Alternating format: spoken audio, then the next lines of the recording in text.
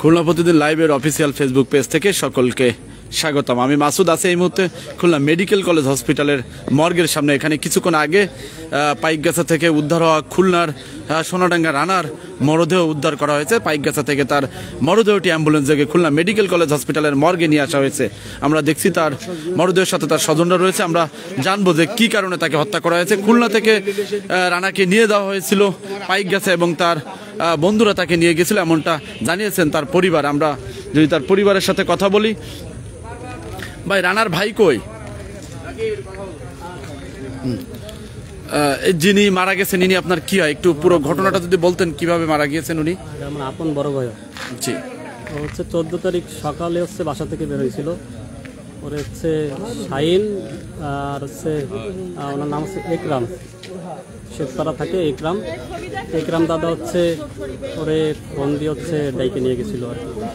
তারপরে 3 দিন ধরে নিখোঁজ থাকার পরে 3 দিন ধরে আমরা পাচ্ছিলাম। পরে আজকে হচ্ছে পাইকগাছা থানা থেকে আমাদের ফোন দিচ্ছে, ওর লাশ পাইছে, ওর ফোন পাইছিল পকেটে। ওইখান থেকে হচ্ছে আর কি আমাদের খবর দিছে যে ওরে পাওয়া গেছে। পরে আমরা যাই লাশ নিয়ে আসছি। আপনারা কখন জানতে পারছেন? আমরা আনুমানিক 12টার একটু আশেপাশে হবে এরকম সময়।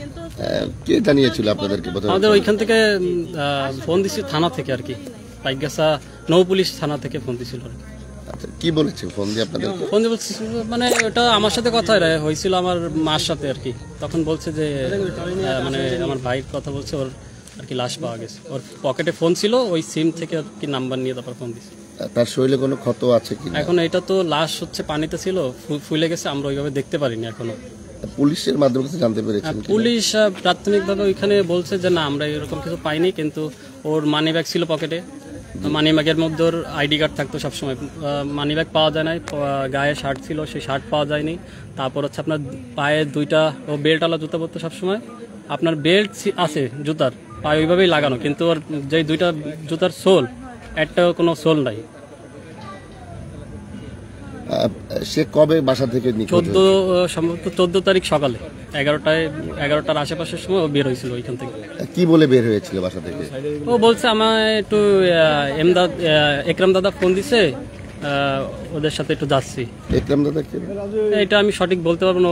ওনাদের সাথে আর কি মানে চলাফেরা করতো।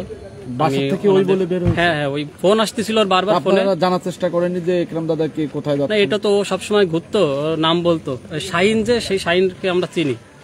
আর ও হচ্ছে কাজে যাচ্ছিল, মানে আমাদের তো ডাকবাংলা ওয়ার্কশপ আছে, ওইখানে কাজ করতো। আর কাজ দ্বারা ছিল অনেক, কিন্তু ওইভাবে কাজে যায়নি। ওই দিন সকালে ওদের সাথে বের হয়ে গেছে। খুলনা আপনাদের বাসা কোথায়? আমাদের হচ্ছে 1 নম্বর আবাসিকে, সোনাডাঙ্গা 1 নম্বর আবাসিকে আমাদের বাসা। সোনাডাঙ্গা? জি।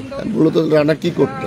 আমাদের ওয়ার্কশপ আছে, ও থাইড কাজ করতো, পেনা পিভিসির এইগুলোর কাজ করতো। ওয়ার্কশপ আছে আমাদের, ওয়ার্কশপে কাজ করতো। যদি একটু রানার ছবি দেখাতেন ফোনে, ফ্রেশ ছবি।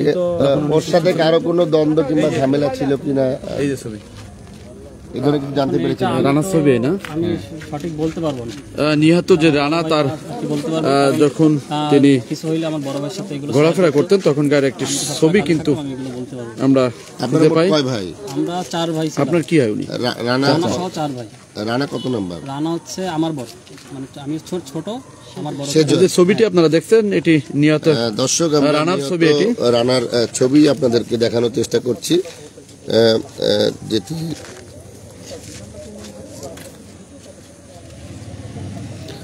দর্শক, এই সেই রানা যিনি খুলনা নগরীর সোনাডাঙ্গা আবাসিক এলাকার প্রথম ফেজের বাসিন্দা। তিনি যেমনটি তার ছোট ভাই বলছিল যে তার স্বজনরা বলছিলেন যে তিনি বাসা থেকে তার এক বন্ধুর কথা উল্লেখ করে তিনি ঘুরতে বেরিয়ে যান। মূলত রানা ঘোরাফেরা করতেন, আগে থেকেই তার ঘোরাফেরার অভ্যাস ছিল, এজন্য তার পরিবার তাকে আটকায়নি। কিন্তু 14 তারিখে বের হয়ে যাওয়া রানার আজ দুপুর 2টার দিকে পাইকগাছা নৌ পুলিশ তার মরদেহটি উদ্ধার করে পাইকগাছা থেকে এবং তার পরিবারকে খবর দেওয়া হয়। আমরা দেখছি যে রানার মরদেহটি অ্যাম্বুলেন্স যোগে পাইকগাছা থেকে নিয়ে আসা হয়েছে এবং পলিথিনে মোড়ানো আছে তার মরদেহটি। আপনাদের কি হয়? আপনার কি হয়? আমার বোনের দেবো। কেমন ছেলে ছিল রানা? কি রানা খুব ভালো ছিল, ওয়ার্কশপে কাজ করতো, ওদের নিজেদের ওয়ার্কশপ ছিল। রানার মা নাই? মা আছে, এই যে রানার বোন, তা- মেজো বোন। দেখা শেষ আপা একটু কথা বলতাম, আপনার কি হয় রানা? আমার ভাই হয়, আমার 1 বছরের বড়। তো কি মানে বাসা থেকে কি বলে বেরিয়েছিল? বাসা থেকে কিছু বলে নাই, আমার কাছ থেকে 100 টাকা চাইছে। আমি ফটোকপি আনাচ্ছি, 100 টাকা চাইছে, আমি ওর 50 টাকা দিচ্ছি। রাত্রেবেলা কয়টা বাজে তখন? হয়তো 2টা 2:30 বাজে। প্রত্যেকদিন সাথে যায় সিগারেট টিকেট খাইতো, ঘরে বসে খাইতে পারে না, তো সিগারেট খাইতে গেছে। লাইট মারেন না, লাইট মালিনী বলতে পারতেছে না, আমারটা অফ করে দিচ্ছি। তারপরে ও আর সকালে আমি ভোরবেলা উঠে ভাবিরে বলতেছি, ভাবি রানা কই? ভাবি বলতেছে তোমার ভাই তো রাত্রেবেলায় দেখছি নাই। এই তারপর থেকে ওরে ফোন দিছি আমি পরের দিন, আবার মানে ওই দিন যেদিন সকালবেলা ওরে পাচ্ছি না সেদিনই ফোন দিছি রাত্রেবেলা, যে ও বাসায় আসবে কখন। ভাবি আবার বলছে কি তুমি তো অনেক রাত্রে ঘুমাও, ওর খাবারগুলো বাইরে থাকলো, ও যদি এসে খাইলো, আর নাহলে ফ্রিজে ঢুকাই দেয়। আমি আবার ছোট ভাই রুমে ফ্রিজ একটা রয়েছে, আমাদের রুমে একটা রয়েছে, তা আমাদেরটা বন্ধ হইলে ছোট ভাই রুমে ফ্রিজে থুয়ে এসেছি 2:30 বাজে তখন। ও তখনও আসে নাই, আর আমি সারা ঘুমাই নাই। ভোরবেলা উঠে জিজ্ঞাসা করছি ওকে ঢুকছে বাসায়, কি না ঢুকে নেই। তারপর থেকে ওরে আর পাচ্ছি না, ওই যে ফোন বন্ধ করছে, ওই বন্ধ, আমি একবার রিং দিছি, ওই একবারই ঢুকছে শুধু, তারপর থেকে ফোন বন্ধ। এই ফোনটা কবে দিয়েছিলেন আপনি? কি বারে দিছিলাম, আমার ফোনে রয়েছে। রানার কি স্ত্রী সন্তান কি আছে? হ্যাঁ হ্যাঁ, 2টা মেয়ে 3টা। আপনি কি হন রানার? আমি ওর বোন হই। বোন। আচ্ছা, ও তার সাথে কি আরো কোনো শত্রুতা ছিল, এমনটা কোনো মেসেজ পেয়েছেন আপনারা? আসলে কি একটু নেশাপানি করতো আমরা জানি, কিন্তু শত্রুতা এরকম কারোর সাথে ছিল না। ও একটু চিল্লাই, এখন চিল্লাবে আপনার সাথে, একটু পরে এসে আবার আপনার সাথেই কথা বলবে, ওর স্বভাবটা এই ছিল। আপনারা কি ধারণা করছেন কেউ তাকে মেরে ফেলতে, হত্যা করতে পারে? হ্যাঁ, এটা হত্যা। এটা আমার ভাই এইভাবে জীবনও মরতে পারে না, কারণ ওরে এই 4 দিন ধরে ফোন দিচ্ছি, খোঁজ দিচ্ছি সবার কাছে। ও খুলনা ছাড়া খুলনার বাইরে যায় না, ও তেঁতুল তালা মোড়ে যাবে, নাহলে সেই কি বলে এটা পার হাউস যাবে, এই সব জায়গায়, কিন্তু খুলনা ছাড়া কোথাও যায় না। ও খুলনার মধ্যেই থাকে সব সময়ের জন্য। আর ও যদি আজকে রাত্রে বের হয়, ও পরের দিন সকালবেলা ঘরে আসবেই। ও ঘরে আসা ছাড়াও থাকে না, 1 মিনিটও থাকে না। সেই মানুষ আজকে কয়টা দিন ধরে ঘরেই আসে না। দর্শক, আপনারা শুনলেন, আপনারা দেখছিলেন সরাসরি খুলনা প্রতিদিন। নিহত রানার বোন কিন্তু বলছিলেন রানার 2টি কন্যা সন্তান রয়েছে, এবং রানার বাসা সোনাডাঙ্গা 1 নং রোড।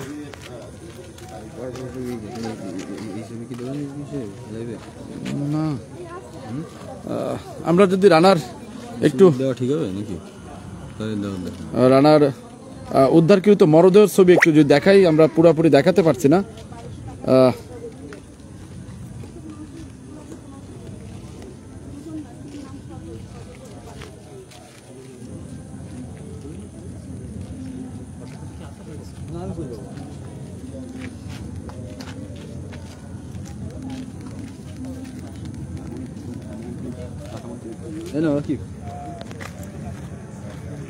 ঘটনাস্থলে কিন্তু আমরা দেখছি র্যাবের একটি টিম এসেছেন, তারা ইনভেস্টিগেশন করছেন, শুনছেন, কারণ এটি তার পরিবার বলছেন এটি পরিকল্পিত হত্যাকাণ্ড। কখনো তাদের সন্তান, তাদের ভাই এভাবে মরতে পারে না। তাদের পরিবার থেকে জানানো হচ্ছে যে এটি পরিকল্পিত হত্যাকাণ্ড। রানার মরদেহটি অ্যাম্বুলেন্স যোগে পাইকগাছা থেকে আনা হয়েছে, এবং রানা খুলনা নগরী সোনাডাঙ্গা থানাধীন সোনাডাঙ্গা আবাসিকের 1 নম্বর রোডের বাসিন্দা। তিনি ওয়ার্কশপের ব্যবসার সাথে জড়িত ছিলেন, তার পরিবার সূত্রে এটি আমরা জানতে পারি। এবং 14 তারিখে রানা বাড়ি থেকে তার বন্ধুদের সাথে ঘোরার উদ্দেশ্যে বেরোয়। আজ দুপুর 2টার দিকে পাইকগাছা নৌ পুলিশ রানার মরদেহ নদী থেকে উদ্ধার করে, এবং সেটি অ্যাম্বুলেন্স যোগে খুলনা মেডিকেল কলেজ হসপিটালের মর্গে আনা হয়েছে। এই ছিল বিস্তারিত। ঘটনাস্থলে র্যাবের একটি টিম কিন্তু এসেছেন, তারা তদন্ত করছেন, যাচাই বাছাই করছেন এবং এটি নিয়ে তারা তদন্ত করবেন। আমরা একটু জয়িতার দেখানো তো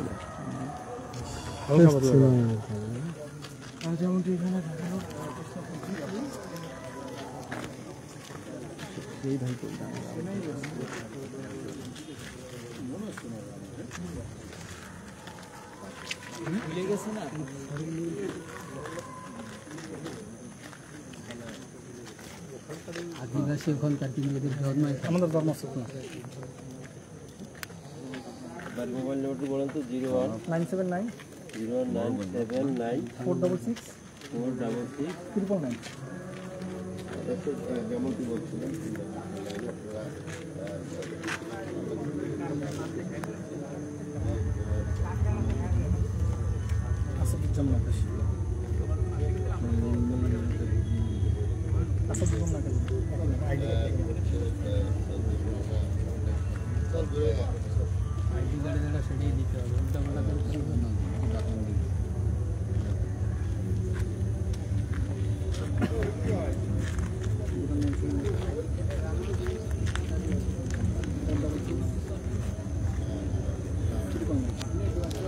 আমরা যদি রানার ভাইয়ের সাথে একটু কথা বলি, ভাই অল্প একটু কথা বলতে আমরা চলে যাব।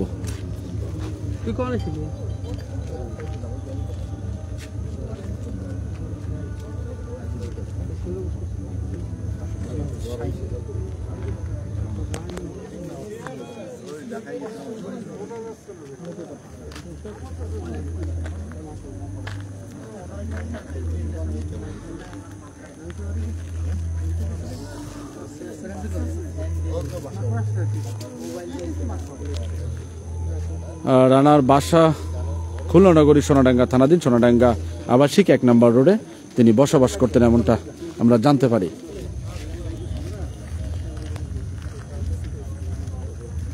ভাইয়ের কি হয় রানা? এলাকার মামা। তো উনি কেমন ছিলেন একটু যদি বলতেন আমাদের। এর যে মৃত্যুটা আপনারা কি মনে করছেন, এটি পরিকল্পিত হত্যা নাকি? আমাদের কোনো আইডিয়া নাই ভাই, বুঝছেন? উনি তো কারোর সাথে জ্ঞান ফেসাদ করতে বলতে পারবে না। আপনার মানে এলাকা কোনটা, একটু বাসা কোথায়? উনি ওনার বাসা তো আপনার হত্যা বলে যে 1 নম্বর আবাসিক, ঠিক আছে, সোনাডাঙ্গা 1 নম্বর আবাসিক। উনি সারাদিন আড্ডা দিত আলিশান মনে।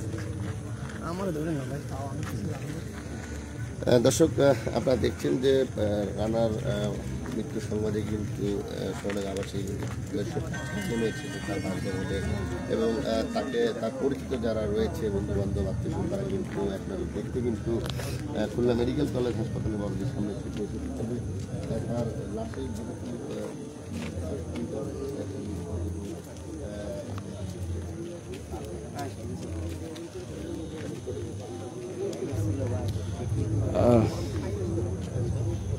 আপনারা দেখছিলেন সরাসরি খুলনা প্রতিদিন খুলনা মেডিকেল কলেজ হসপিটালে মর্গের সামনে থেকে। খুলনার যুবক রানা সোনাডাঙ্গা আবাসিক এলাকার 1 নম্বর রোডে তিনি তার বন্ধুদের সাথে 14 তারিখে ঘুরতে বেরোন। তার পরবর্তী সময় আজ বেলা 2টার দিকে পাইকগাছা নৌপুলিশ তার মরদেহটি উদ্ধার করে এবং অ্যাম্বুলেন্স যোগে তার মরদেহটি এখন খুলনা মেডিকেল কলেজ হসপিটালে মর্গে আনা হয়েছে। তার পরিবার বলছেন এটি পরিকল্পিত হত্যাকাণ্ড, তার ভাই কখনো মরতে পারেন না। আমরা যদি তার ভাইয়ের সাথে একটু কথা বলি, ভাই একটু আপনার সাথে কথা বলতে চাই। আপনার কেমন ভাই? আমার আপন ভাই। জি জি। আপনার ভাই কি করতেন? আমার ভাই হচ্ছে ব্যবসা করে। তো ওষুধের ব্যবসা আছে, ডাকবাংলা মোড়ে আমাদের দোকান আছে। হ্যাঁ, প্রথম যেদিন বের হয় আপনি একটু ঘটনাটা একটু বলেন তো আমাদের। 14 তারিখ হচ্ছে সকালে 11টার দিক থেকে ওকে শাইন ফোন দিছিল। শাইনকে? শাইন হচ্ছে ওর বন্ধু বান্ধব। জি জি। ফোন দিয়ে ওকে পাইগাছা যাওয়ার জন্য বলছে। ও তো তখন হচ্ছে আমাদেরকে ফোন করছিল যে আমি একটু পাইগাছা যাচ্ছি। তখন আমরা বললাম কেন পাইগাছা কি কাজ? শাইনের সাথে। তখন কোনো জায়গায় যাওয়ার দরকার, তুমি এখানে থাকো। তারপর ও বেরোয় চলে গেছে। বেরোয় চলে যাওয়ার পরে হচ্ছে আমরা 11টা থেকে ও তো বেরোয় গেল। তারপর হচ্ছে আমরা 3টার সময় শাইনকে ফোন দিছি যে রানার ফোন বন্ধ করছে, রানা কোথায়, রানাকে আসতে বলো। এই বলার পরে শাইন ফোন অফ করে রাখছে। এইভাবে আমরা ফোন অনেকবার ট্রাই করছি। 4টার সময় আবার শাইনের সাথে আমার কথা হয়েছে। বললাম যে রানা কোথায়, রানাকে বাসায় ফোন দিতে বল, বাসায় আসতে বল। বলছে যে রানা আছে এক জায়গায়, কথা হয়েছে আমার সাথে, ও যাবে না। আমি বললাম তুই কোথায়? আমি পাইক গেছে। বললাম রানা, রানার আর এক জায়গা। এই বলে ও ফোন আবারও অফ করে রাখলো। তারপর আমরা এইভাবে রাত 9টা পর্যন্ত ট্রাই করলাম ওর ফোন। রাত 9টার সময় শাইনের সাথে আমার আবার কথা হয়েছে। বললাম রানা কোথায়? রানা তো এখন যাইতে পারো না, কালকে সকালবেলা বাসায় চলে যাবে না, ইকরাম ভাইয়ের সাথে আছে। ইকরামকে? ইকরাম হচ্ছে আপনার ইকরামটা তো আমরা সেরকম ভাবে চিনি না। ইকরাম হচ্ছে যে আপনার ওই শহীদ ইকবাল বিথার হত্যা মামলার আসামি, জি জি, তার সাথে আছে। তাই আমি বললাম যে বিথা ওই যে ইকরামের সাথে রয়েছে, তুই কোথায়? আমি রয়েছি পাইক গেছে। আমি তাহলে রানা, কার রানার সাথে আর ইকরামের সাথে আমার কথা হয়েছে, রানা ফোন দেবেন। 14 তারিখের ঘটনা হচ্ছে। 14 তারিখে আমাদের সাথে কথা বলে ফোন রেখে দিয়েছে, ফোন অফ। 14 তারিখের ফোন খুলে না, আগামীকালকেরা 2টার দিক থেকে শাইনের সাথে কথা হয়েছে। গতকাল কথা বললাম, বললাম তুই রানার সাথে কথা বলাই দে আমার। তখন বললো যে আমি কথা বলাই দিচ্ছি। এইটুক বলেই ফোনটা কাটিয়েছে। তারপর মুহূর্তে রাজু নামের আরেকটা ছিল, ও আমার বাসায় আইসে।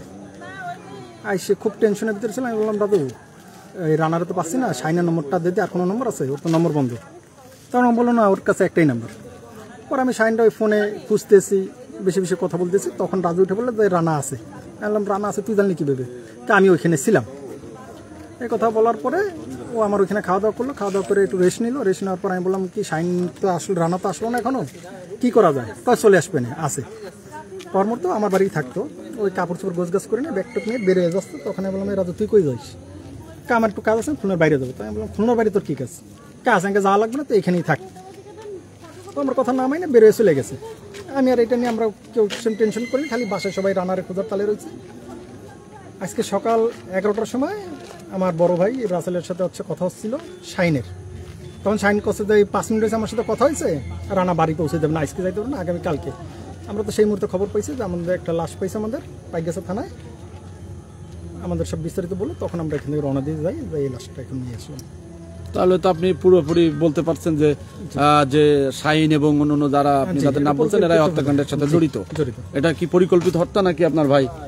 এটা আমরা সঠিক বলতে পারবো না কিভাবে কি করছে। এখন যারা ছিল এটা আইন। আপনি কি বলছেন, আপনার কি মনে হয়? আমাদের আপনি ধারণা তো এরা পুরো তো ঘটনা তো এটা পরিকল্পিত হত্যা কিনা সেটা আর কি জানতে হচ্ছে। এরা তো 3 দিন ধরে আমাদেরকে তো নানান ধরনের কথা বলে আমাদের ফুসলে ফুসলে রাখতেছে। কিন্তু যদি মানে আমাদের তো কেউ কিছু বলবে যে পরিকল্পিত নাই হয়, তো এরা তো সঠিক কথাটাই বলবে যে রানা নিখোঁজ বা রানা নাই। তো এদের সাথে গেছে, এরাই আমাদের কেসকে 3 দিন ধরে ঘুরাচ্ছে। তো আমাদের মনে হয় এটা পরিকল্পিতই। আসলে রানা ঘর থেকে বের হয়েছিল কবে? লাস্ট 14 তারিখ সকাল 11টায়। সবাই কি বলে বের হয়েছিল? ওই শাইন, ওরে শাইন আর ইকরাম দাদা ডাকতেছে, এই কথা বললো। শাহিন আর ইকরাম দাদা? শাইন হচ্ছে ওরই বন্ধু বান্ধব, আর ইকরাম হচ্ছে আপনার শহীদ ইকবাল বিথার হত্যা মামলার আসামি। জি, ওনার কাছে নিয়ে যাচ্ছে শাইন। তাই বললাম যে ওইখানে কি কাজ? একটা কাজ আছে, কথা বলে চলে আসবে। পর মুহূর্তে আমরা শুনছি ওটা পাইক গেছে। হ্যাঁ দর্শক, আপনারা সরাসরি দেখছিলেন খুলনা প্রতিদিন এবং নিহত রানার ভাই কিন্তু পুরো ঘটনার বর্ণনা দিয়েছেন যে যেদিন বাড়ি থেকে রানা বের হয়, কি বলে বের হয়েছে এবং রানার সাথে যারা ছিল তারা কি বলছে, শাহিন এবং একরাম এদের ব্যাপারে কিন্তু তার ভাই তথ্য দিয়েছেন এবং তার ভাই বলছেন যে এটি তার ভাইকে পরিকল্পিত হত্যা করা হয়েছে এবং পরবর্তী সময়ে সেই শাহিন এবং রাজু একরাম তাদের কোনো হদিস মিলছে না। এই ছিল দর্শক খুলনা প্রতিদিনের সর্বশেষ খবর। খুলনার সোনাডাঙ্গা 1 নং আবাসিকের বাসিন্দা রানার পাইকগাছা থেকে মরদেহ উদ্ধারের সর্বশেষ খবর। আমি মাসুদ আপনাদের সাথে এতক্ষণ ছিলাম। সবাই ভালো থাকবেন, সুস্থ থাকবেন, নিরাপদে থাকবেন। রানার মরদেহটি এখন খুলনা মেডিকেল কলেজ হসপিটালের ফ্রিজে ঢুকানো হচ্ছে। আগামীকাল তার সুরতাল এবং ময়নাতদন্ত করা হবে। সে পর্যন্ত সবাই ভালো থাকবেন, সুস্থ থাকবেন। বিদায় নিচ্ছি, আল্লাহ হাফেজ।